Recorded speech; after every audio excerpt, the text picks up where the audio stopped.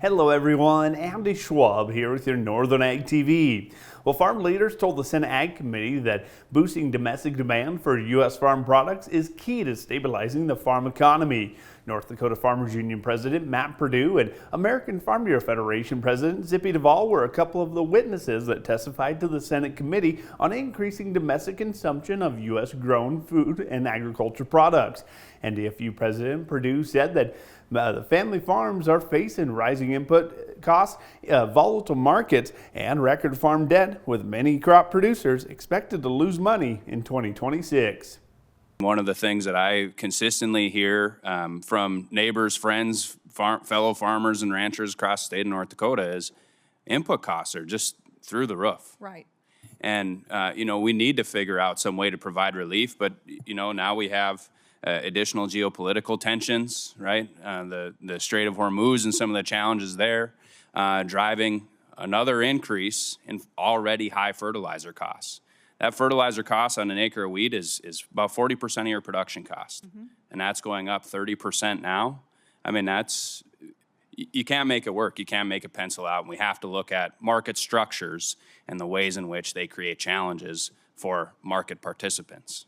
Now, he also urged Congress to strengthen markets through renewable fuels, expand value-added processing, and strengthen, the local and regional supply chains. Where I think there really needs to be a focus is creating those market opportunities. On our farm, we raised malt barley for many years. And we don't do that anymore because there's not local contracts. And I think that's a good reminder to us all to drink more beer. But I think it also demonstrates that, you need to have that local market outlet. On the other hand, you see in southwestern North Dakota, there was hardly any corn raised for grain there 15, 20 years ago. There's an ethanol plant now. A lot of people have a lot of success raising corn for grain and selling it to an ethanol plant. The market opportunity is what people need, and we need to make sure that we're providing more diverse market opportunities for producers.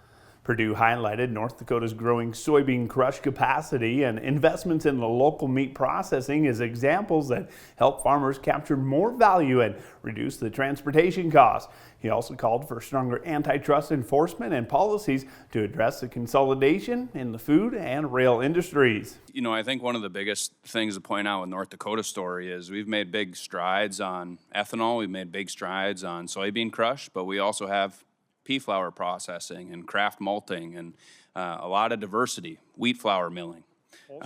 That's driving a lot of opportunities for producers. Now, we're still in tough economic times.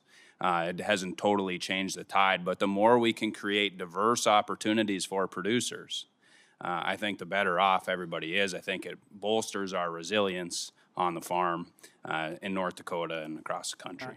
Now, American Farm Bureau Federation President Zippy Duvall echoed those concerns, saying inflation-adjusted farm income has fallen sharply in the recent years while production costs continue to climb, and that along with improving export agreements and addressing farm labor shortages would help strengthen the demand for U.S. agricultural products. But if you look at our dependence on the rest of the world for these inputs, it really is important for us to do that, because we surely don't want to be taken to our knees when it comes to our food supply. It is a national security issue. Of course, the Senate Ag Committee is set to hear about marking up a farm bill, or maybe even just passing a farm bill without even having a markup, after the House Ag Committee did pass one out of theirs, and we'll be sending it to the full floor. And of course, we'll always keep you up to date right here at Northern Ag. Well, that's the rest of our Northern Ag TV for the day. I'm Andy Schwab. Have a great rest of your day. From the beginning, we've worked closely with farmers. BNSF's ties to the agricultural community go back 175 years.